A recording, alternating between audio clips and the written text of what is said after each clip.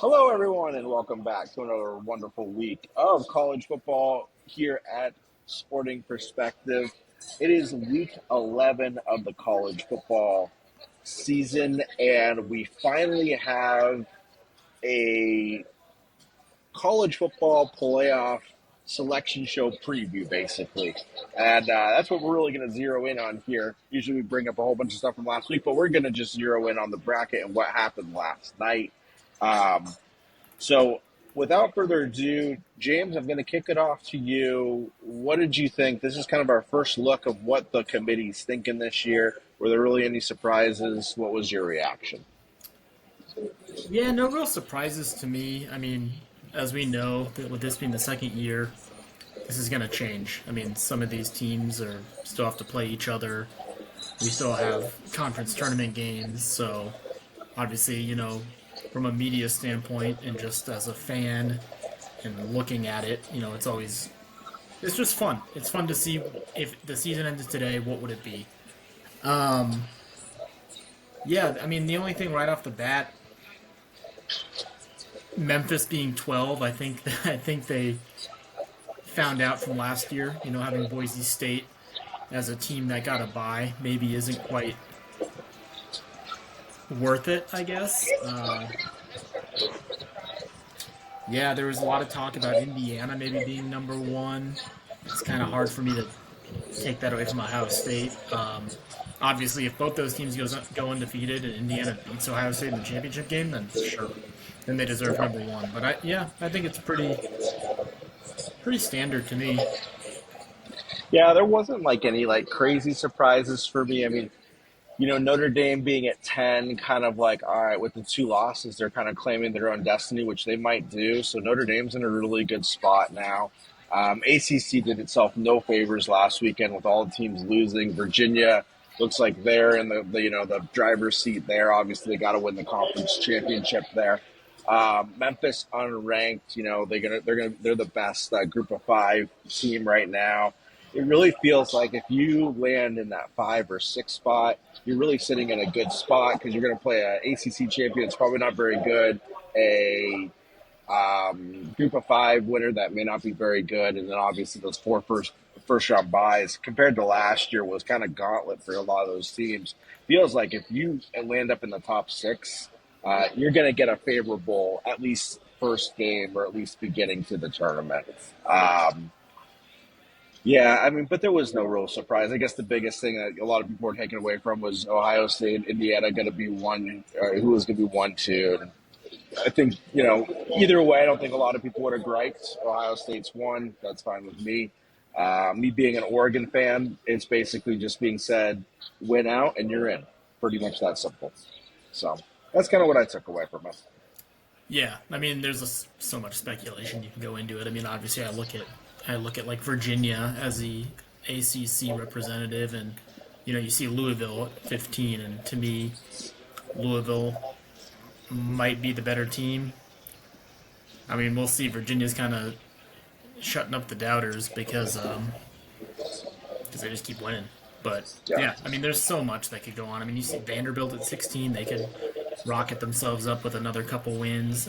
Texas at 11, being the first team out. I mean, yeah, we still got a lot of football left. Yeah, November is going to be an explosive month. There's a lot of great games still to be played. And I guess just play it out and we'll see what happens. I don't have too much to say about the selection show. It's just kind of nice to see at least a preview of what might be, which is always fun, as you said at the beginning. But I don't have too much to add off of it. So, No, yeah, I'm good. I'd say week over week, let's just keep reacting to it. Obviously, if there's any other big storylines, we can talk about that too. But I don't really think there was too much that much else. else to really Yep. talk about. All right, well, let's jump into games then. We got quite a slate of games for this week, and we are actually going to be starting off with a game that's being played on Friday night. Tulane heading to Memphis. As we just mentioned, Memphis would hold that 12 seed if the playoffs were tomorrow. Who do you got in this game? Is going to really potentially lead to this playoff.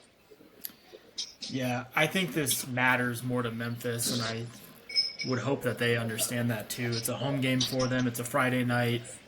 They're not really competing with anyone else other than other sports, I guess, that would be on television. But they kind of have the college football night to themselves. I'm taking Memphis just because I think it, like I said, it matters more to them. If they truly are going to be the team that's represented, they can't really afford to lose another game. So I'm taking Memphis at home under the bright lights. Tulane's a good team, but the fact that this game is in Memphis, I think, does help Memphis a lot. I think there'll be extra motivation knowing that they are the top team in that group of five at this point. I will take Memphis. If they come out flat, I'd be shocked. Um, I'll take Memphis here on that Friday night. What does the simulation say? Simulation had Memphis winning 28-22. Okay, cool, cool. Um, Probably the game of the week here as we flip over to Saturday, Big 12 matchup. I think Big 12 is only going to get one representative, so this is a big one. Number 7, BYU, heading to number 8, Texas Tech. I'm taking the Mormons in this game, and well, it's not really an upset, but I mean, I'll call it a semi-upset because I mean, these two teams are basically identical when it comes to ranking. I'm taking the away team. Texas Tech is a tough place to play. I know we've mentioned this multiple times on in our podcast, but Texas Tech really threw the money at recruits and just really paid for the team they have, and it's worked out. BYU, I just think they are undefeated for a reason, and they just play a really I don't want to say boring, but they just play a very traditional style of football, ground and pound, and they have a really, really good defense, and they're coached really well. So I'm taking BYU on the road. Yeah, this is a really weird game for me, and just kind of like a game that's like scared me away from betting it. Actually, in a way, BYU, as you said, one of the last four unbeaten's in college football this season. Playing at Texas Tech is not an easy thing. Texas Tech favored by 9.5, which is really weird. A lot of points for teams that are basically identical. I want to take Texas Tech just from the aspect that it's being played there. They've thrown a lot of money. They haven't lost at home yet. Um, I'm just going to take Texas Tech. I just can't see them losing this game at home. And it's a weird thing to say. Texas Tech loses this game, having already lost to ASU. They may be out of this thing, which is crazy to go from 8 to out of it right away. BYU, undefeated, will only pick up their first loss, not only in conference, but overall, still in the driver's seat to make the Big 12 championship. I think this is more important for Texas Tech to win. Obviously, both teams definitely want to win, but the line is proving me to say Texas Tech, 9.5 is a lot of points.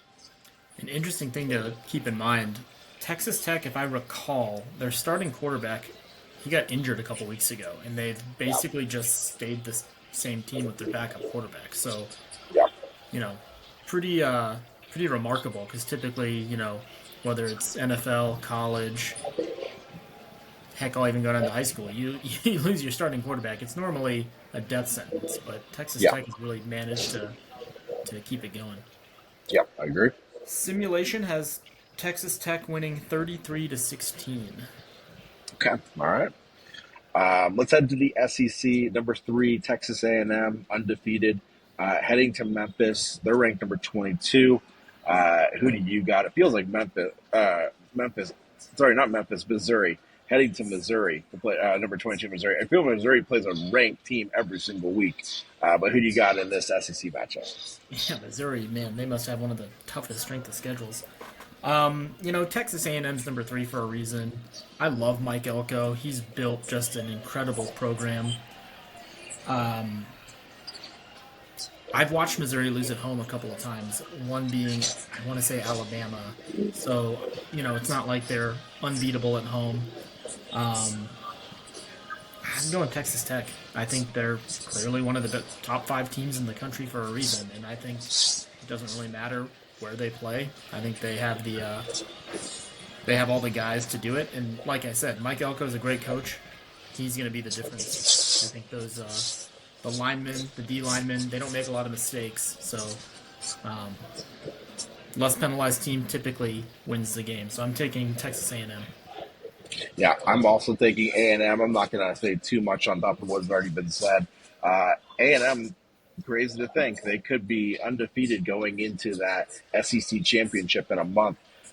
Some hard games ahead of it, but I think they win this one. I'm really excited for that Texas A&M Texas game in a few weeks. My only thing that's worrying me about Texas A&M, but I think they're disciplined. I think they got a good head coach and everything like that to keep them focused. They just can't look ahead. If they look ahead on any of these games, they're going to trip up. So, but A&M's in a good driver's seat, not only to make the SEC championship, but make the playoff and potentially get the 1 or 2 seed when it's all said and done at this point. Texas A&M is who I'm taking. Yeah, it's funny to think that Missouri is almost a trap game for them with the rest of the Yeah. schedule and Texas coming up, like you mentioned. Uh, the simulation went a little crazy with this one. Texas A&M 50, Missouri 10.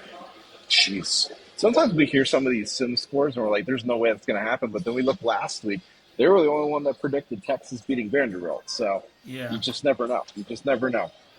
Our fourth game we're going to mention, number 9, Oregon, heading to number 20, Iowa. I've heard the weather for this game is supposed to look horrible. The over-underline is down to 40, so they don't think anyone's going to score, really. What do you got? Yeah, it's supposed to be pretty rainy, and I made sure to change that in my simulation to rainy. Um, I'm not sold on this Oregon team, to be honest. I think they're super talented. The talent's there. They get a win at Penn State. Everyone thinks that's a great win. Obviously, weeks go by, and it's a ho hum kind of win at this point. I'm taking Iowa. They always have a good defense. They always have a good run game. It's at home. This is probably one of it probably is one of Iowa's biggest games, if not their biggest game of the year. This is going to be like a really gross game to watch, and I think Iowa edges out Oregon in a in just a nasty, rainy defensive football game. Yeah, I think this is going to be ugly as well. I think this is going to be just a defensive game. You can almost flip a coin at this point on who will win it. I'll just go with Oregon because I'm an Oregon fan, but I'm going to be honest. I would not be surprised if Iowa won this game because they've looked good. The weather's going to be gross. Anything can happen in these games. This would be Oregon's best one of the season, but we'll see what happens. Oregon's favored by 6.5, and as I said, the over-under line's low. I'll take Oregon, but not feeling too great about it. Simulation has Iowa winning 25-24. Probably more points than are going to actually happen, probably. Last game. This is going to be a fun matchup for you at home. Probably a lot of stress. At least the winner gets a full eligibility. Kansas heading to Arizona. How's this going to go down in your household? Well, luckily I'm home by myself for the weekend. That's good. The That's wife, the good. wife, the wife is heading away for a girls' weekend with her mother. So, uh, yeah, no lamps will be thrown, That's no good. windows will be broken. Honestly, it came down to who was the home team in this matchup. Arizona's at home, so I'm taking Arizona. It's not even because I'm an Arizona fan. I just think being at home, Kansas having to travel, and honestly, Arizona has a really good defense. So, Yeah. you know, and their offense is formidable. Noah Fafita has his games here and there. He's had multiple four plus passing touchdown games. Um, yeah, honestly, it really just comes down to the Arizona defense for me, and I think they'll make Jalen Daniels struggle a little bit. So I'm taking Arizona at home. Yep. I don't have too much to add. I'm taking Arizona as well. They're at home. It helps. Also favored. So, um, what does the computer say? Computer has Kansas winning 44-17. Okay, I don't think that's going to happen. I'll be surprised if that happens. Um, but yeah, I think Arizona wins that one. But all right, well, we got another top five, one that I've actually been pretty excited to do for this whole season, and it comes the week that we're doing it. Favorite football movies. There's a lot of classics on these lists. This was one of the harder lists for me to put together. I actually went down to 7, but I'll tell my top 5. Um, but James, I'll let you go first as Hollywood and football collide here. Who do you got at number 5? Number 5, one of my favorite movies growing up as a kid. Um, For any of the Honey I Shrunk the Kids fans out there, Rick Moranis is in the movie. It's The Little Giants. Just a classic. It's one of those. It's a kid movie, but you rewatch it now, and it's a '90s, maybe it's '80s, Yeah, probably '90s, 90s, at 90s, least '90s. 90s. Yeah, But they have some lines in there which are still pretty funny. yeah. So it is probably rated PG. It's for the kids, but it's still a classic. And Rick Moranis is just a weird dude. You have that little kid with the glasses. He just sniffles the whole time. He's a weird kid. Yeah. Um, but yeah, it's a great movie. So I got Little Giants at 5. Ton of cameos in that one. Emmett Smith's in it. Yep. John Madden's in it. And then obviously Ed O'Neill plays the villain coach, Yes. which is kind of Yep. fun to see too. But yeah, that's a classic. That's a good one. At number five, I have Friday Night Lights. Overall, thought very good movie, great soundtrack that I still hear from time to time, but really shows Texas football in a really truthful manner of how it goes. Obviously, some fantastic lines out of it. You want to win, put Booby in. Some great lines that have we still hear 20 years plus. Um, so Friday Night Lights goes in my number five spot. Number 4, uh, a movie that you can always find on television. I feel like it's always on like TBS or maybe not TNT, but like a TBS. Uh, The Waterboy, just a classic Adam Sandler film. That's really all I got to say. It's one of Adam Sandler's classics. Um, yeah, thinking about it now, I haven't seen it in quite some time, so maybe I'll do that this weekend after Arizona beats Kansas. Watch The Yep. Waterboy. But yeah, it's just great film. Um, and if you're an Adam Sandler fan, it's one of his Yep. best. Yep. My four was also The Water Boy. The only thing I'll add is it is peak Sandler. And like I said with my number five, so many great lines out of Oh it yeah, yeah. that are still there. But yeah, that was also my number four. All right, number 3, I have Varsity Blues. Kind of, kind of the Friday Night Lights before Friday Night Lights. A little more of a comedy. Uh, if we had to ask one of our friends, Will, his favorite football movie, it'd probably be Varsity Blues.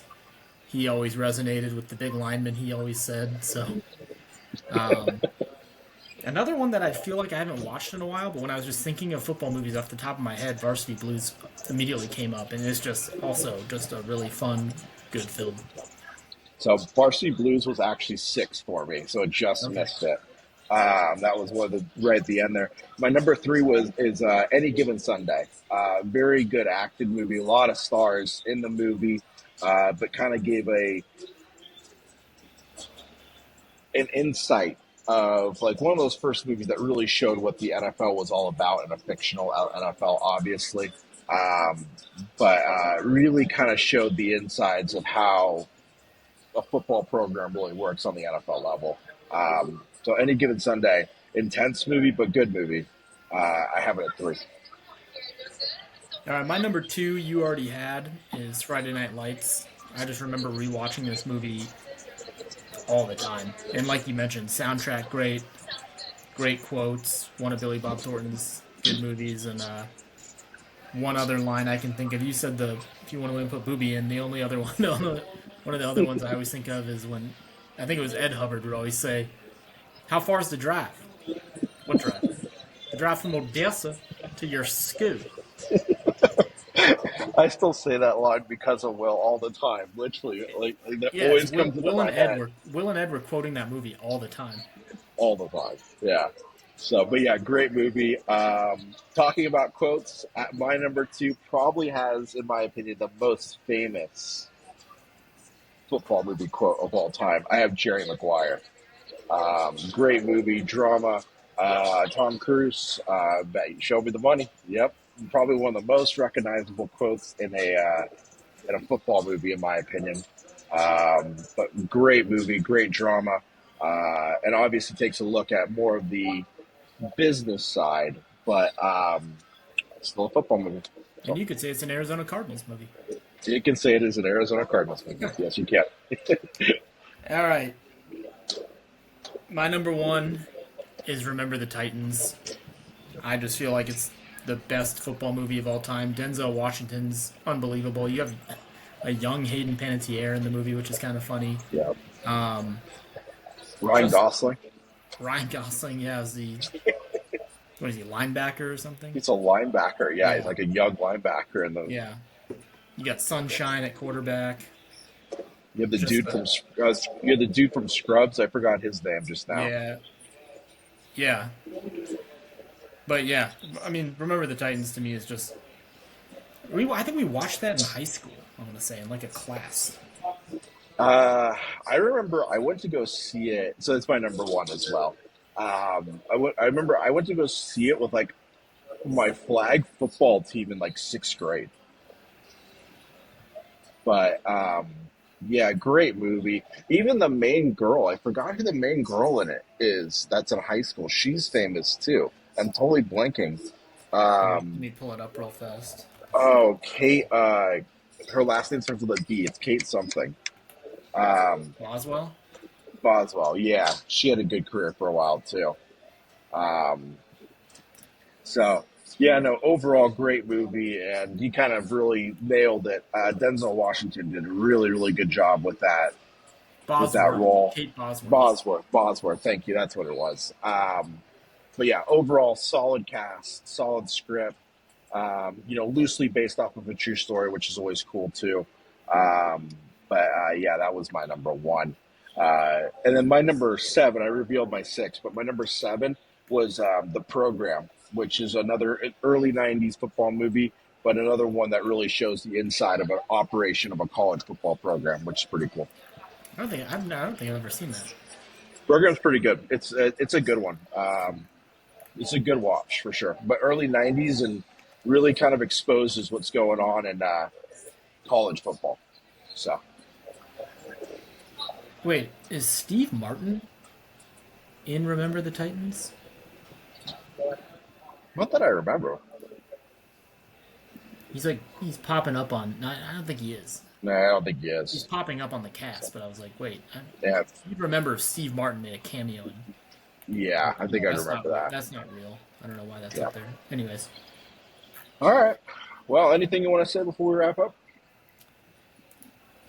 bear down, go Cats. All right. It's pretty simple.